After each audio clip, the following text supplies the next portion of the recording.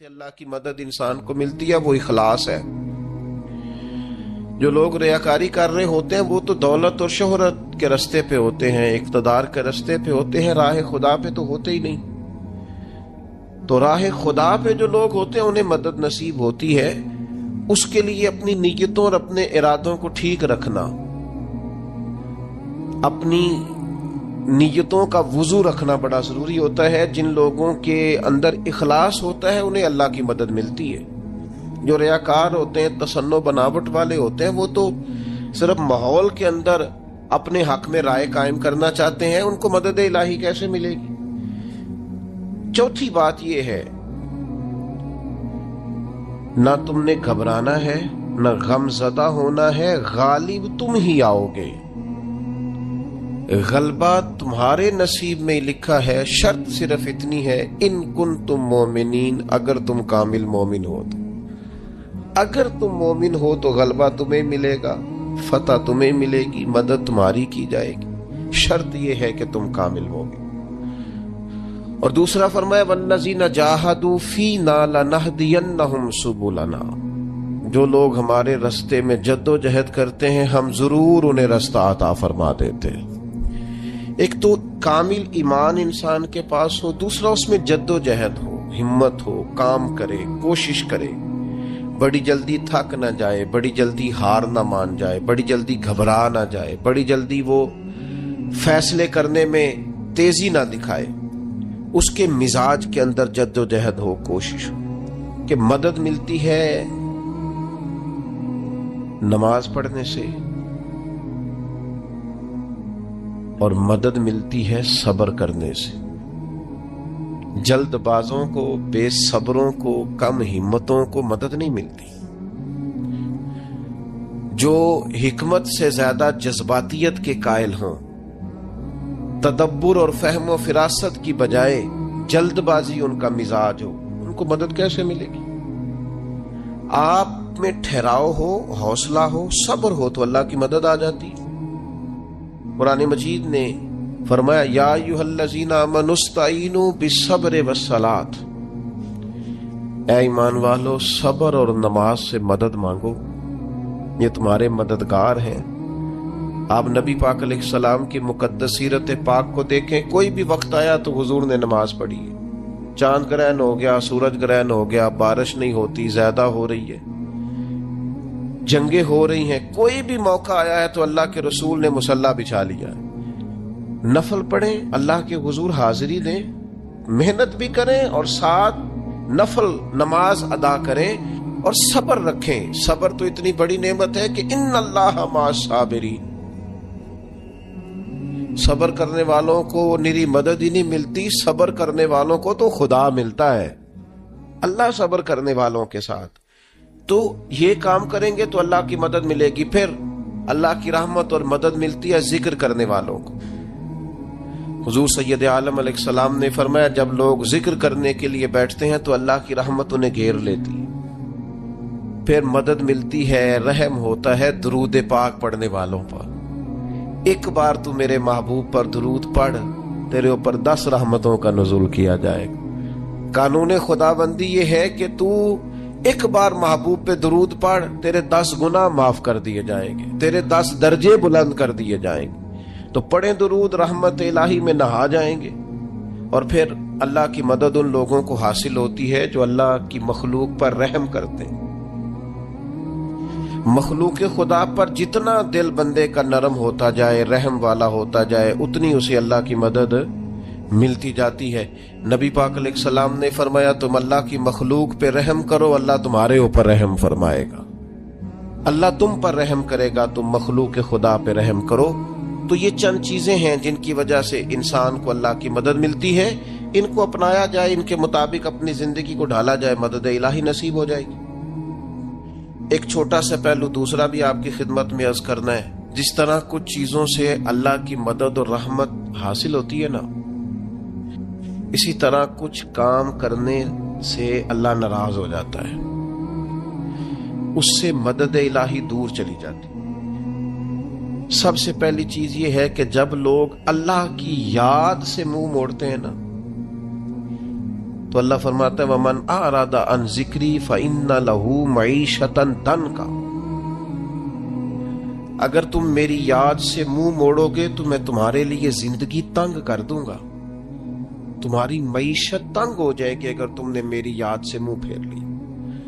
اللہ کے ذکر سے اور اس کی یاد سے منہ پھیر کر فقط اپنے بازو کی قوت پر بھروسہ کرنا یہ کوئی عقل مندی اور دانش مندی کی علامت نہیں ہے۔ دوسری بات یاد رکھیں، جو لوگ بے یقین ہوتے ہیں نا، یقین کی دولت جن کے پاس نہیں ہوتی ان کے پاس بھی اللہ کی مدد نہیں ہوتی۔ اللہ کی مدد تو یقین والے لوگوں کو ملتی ہے، جن لوگوں کا یقین مضبوط ہوتا ہے نا ان کو مدد ملتی۔ اور پھر جو مستقل ڈیوٹی کرتے ہیں، مستقل تھوڑا سا کام کرنے کے بعد جو تھک جائے، تھوڑی سی کوشش کے بعد جو پریشان ہو جائے، ان لوگوں کو اللہ کی مدد نہیں ملا کرتی۔ اللہ کی مدد ان لوگوں کو ملتی ہے جو مستقل کوئی کام کرتے ہیں، جو کوئی ڈیوٹی کرتے ہیں، جو کوئی کام سر انجام دیتے ہیں۔ اسی طرح جو لوگ مستقل کام کرتے ہیں انہیں مدد ملتی ہے، جو مستقل مزاج نہیں ہوتے انہیں اللہ کی مدد نصیب نہیں ہوتی۔ ان الذین قالوا ربنا اللہ ثم استقاموا تتنزل علیہم الملائکہ، جن لوگوں نے کہا اللہ ہمارا رب ہے پھر وہ اس پر ڈٹ گئے، یہ وہ لوگ ہیں جن کی مدد کے لیے اللہ فرشتوں کا بھی نزول فرما دیتا ہے، اللہ فرشتوں کا نزول کر دیتا ہے ان لوگوں کے۔ تو مستقل کام کرنے سے اللہ کی مدد ملتی ہے۔ تو جو لوگ مستقل مزاج نہیں ہوتے وہ اس سے معاذ اللہ محروم ہو جاتے ہیں۔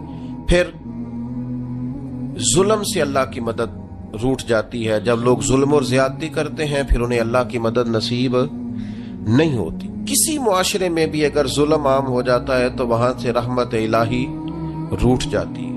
پھر اسی طریقے سے جو لوگ تسنع کرتے ہیں، ریاکاری کرتے ہیں، نبی کریم علیہ السلام نے فرمایا کہ اللہ قیامت کے دن کچھ لوگوں سے فرمائے گا ان سے جا کے اجر مانگو جنہیں دکھانے کے لیے تم نے عمل کیے تھے، میرے لیے تو کیا ہی نہیں، اللہ کی مدد روٹ گئی، ناراض ہو گئی۔ تو ایسے لوگوں سے بھی مدد الہی ناراض ہو جاتی ہے۔ پھر رزق حرام کے جو لوگ عادی ہو جاتے ہیں حرام کے، میرا رب قرآن مجید میں فرماتا ہے قل یا عبادی الذین اسرفوا علی انفسہم، اے محبوب فرما دو اے میرے بندو جنہوں نے اپنی جانوں پر ظلم کر لیے ہیں، جنہوں نے گناہ کیے ہیں، رب کی نافرمانی کی ہے، اپنی جان کو دوزخ کا معاذ اللہ سزاوار کر لیا ہے، جنہوں نے اپنی جانوں پہ ظلم کیے ہیں، میرے ان بندوں سے فرما دے کیا لا تقنطوا من رحمت اللہ، ان سے فرما دے کہ یہ اپنے اللہ کی رحمت سے نا امید نہ ہو۔ یہ تھی معافی۔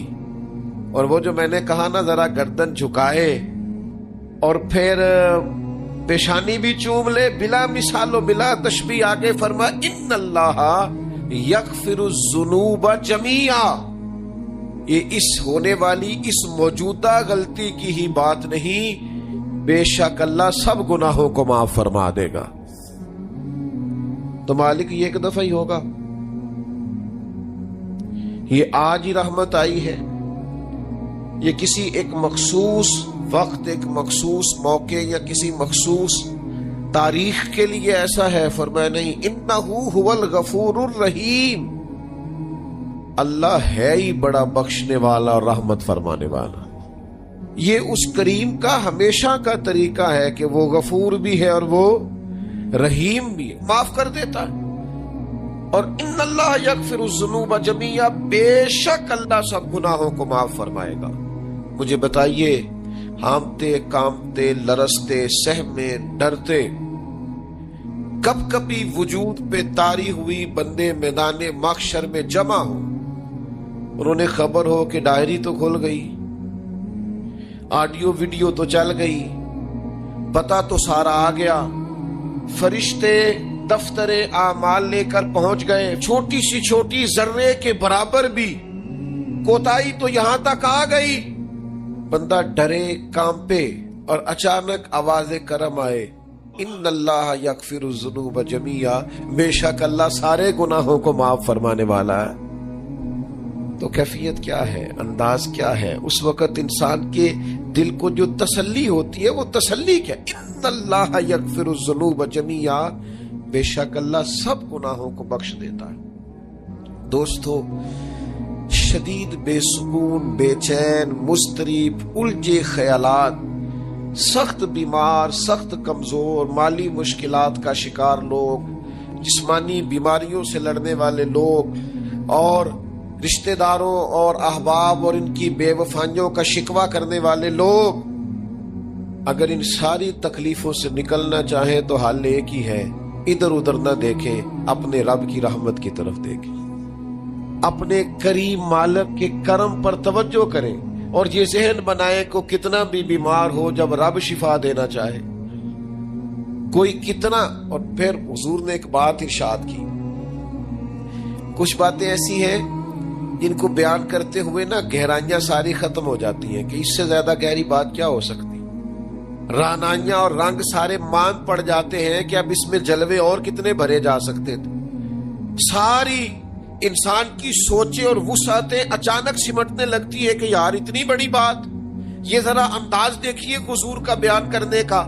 نبی پاک علیہ السلام فرماتے ہیں جب قیامت والے دن اللہ ان لوگوں کو اجر عطا کرے گا نا جن پر دنیا میں مشکلات آتی رہی،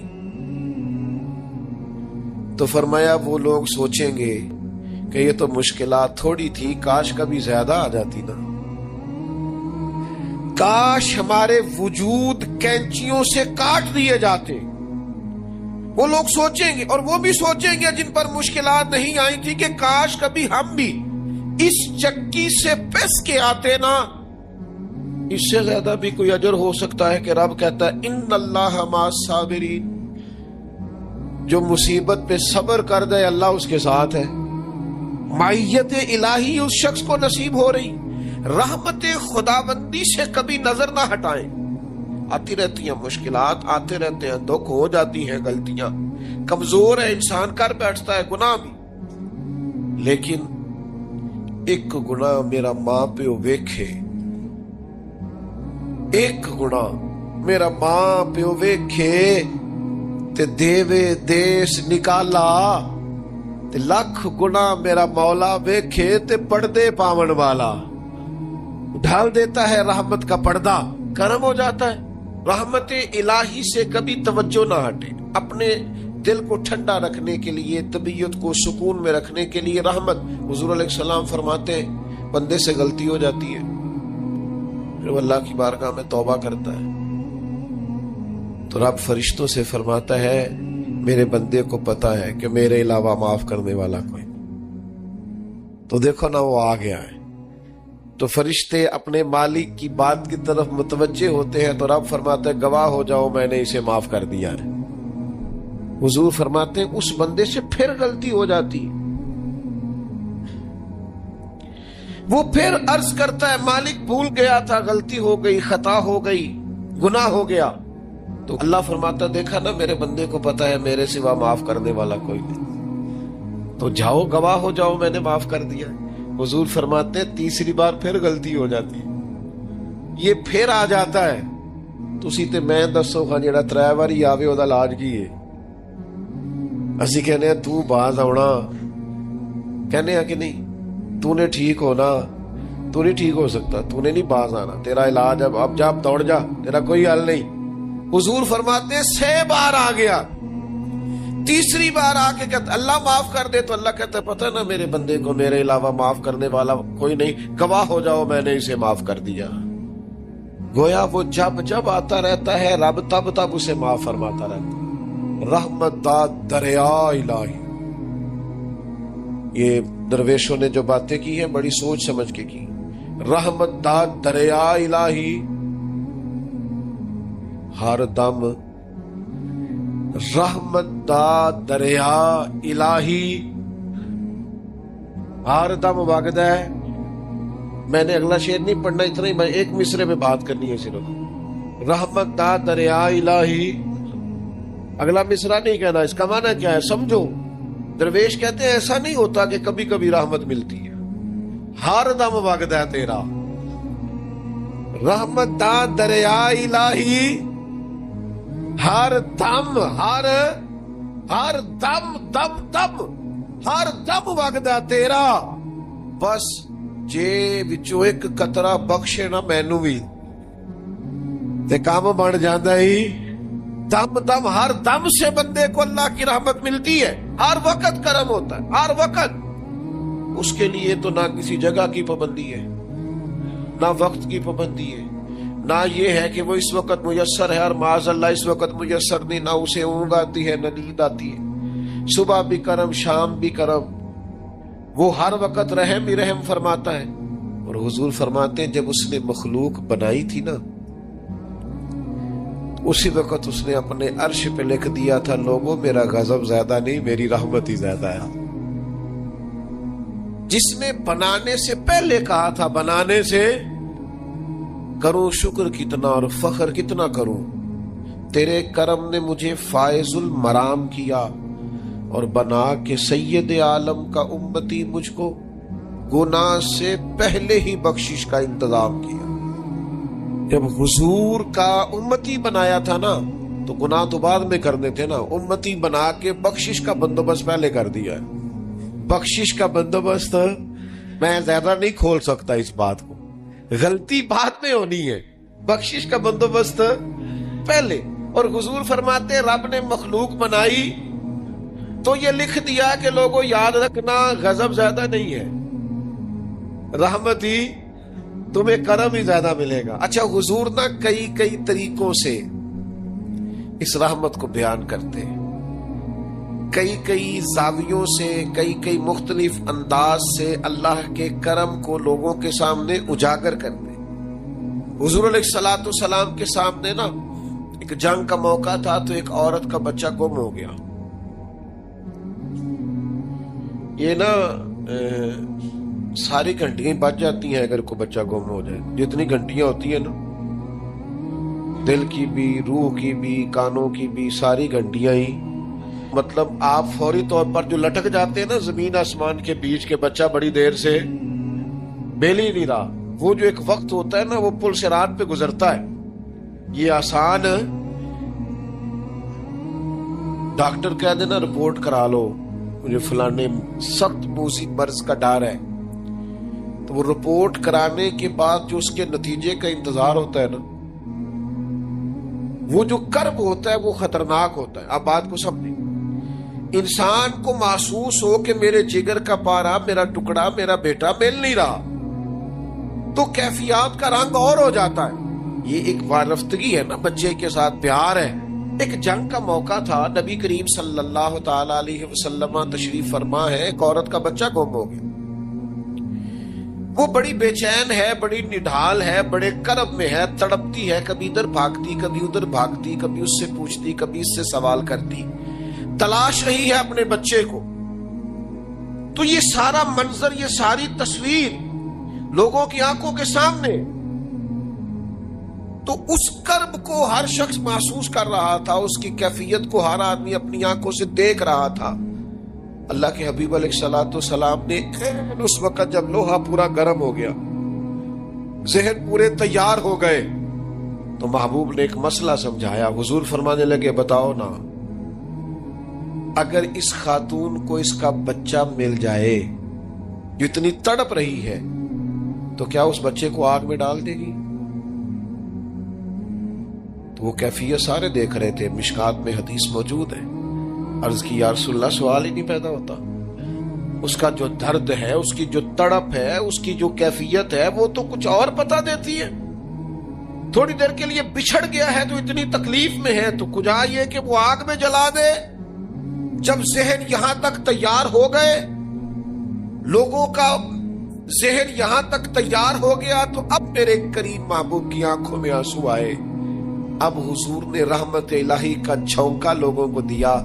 کریم فرمانے لگے جتنا یہ اپنے بچے سے پیار کرتی ہے نا، رب کریم اس سے بڑھ کر اپنے بندے سے محبت فرماتا۔ بس یہاں بات محبوب نے بند کر دی، یعنی فرمایا کھولتے رہنا۔ مانا کیا ہے کہ اگر یہ نہیں نہ دوزخ میں پھینکنا چاہتی اپنے بچے کو، تو رب بھی اپنے بندوں کو سزا نہیں دینا چاہتا۔ ساری زندگی کوئی رب کی عبادت کرے، ایک سجدہ بھی معاذ اللہ کسی بت کو کر دے، پچھلی ساری باتیں کارت چلی گئی، مشرک ہو جائے گا۔ ایک منٹ کی بھی ملاوٹ دین برداشت۔ سمجھوتا کیسے کر لیتے ہیں لوگ اصولوں پر؟ نہ کریں سمجھوتا۔ آپ ذرا کھڑے ہونا سیکھیں، آپ تھوڑا ڈٹنا سیکھیں، آپ تھوڑا اپنا مورال بلند کریں۔ آپ کا کوئی سٹیٹس ہونا چاہیے، کوئی معیار ہونا چاہیے۔ اپنے مقصد پر کبھی بھی کوئی سمجھوتا نہیں ہو سکتا، نہیں ہو سکتا۔ تو ایک تو اصولوں پر سمجھوتا نہیں، دوسرا دھمکیوں کی پرواہ نہیں۔ زندگی جو ہوتی ہے نا، اس نے بہرحال ختم ہونا ہوتا ہے۔ تو اگر کوئی شخص اپنے نیک، جائز اور دینی مقصد کے راستے میں دھمکیوں کی پرواہ کرنے لگ جائے، وہ خیال ہی نہ کرے کہ میں دین بیان کر رہا ہوں اور پھر 2-4 باتیں پوری ہوئی نہیں اور وہ ڈر جائے، تو وہ کمزور پڑ جائے گا۔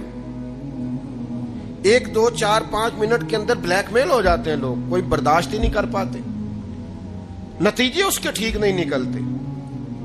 یہ کام بھی کفار نے کیا۔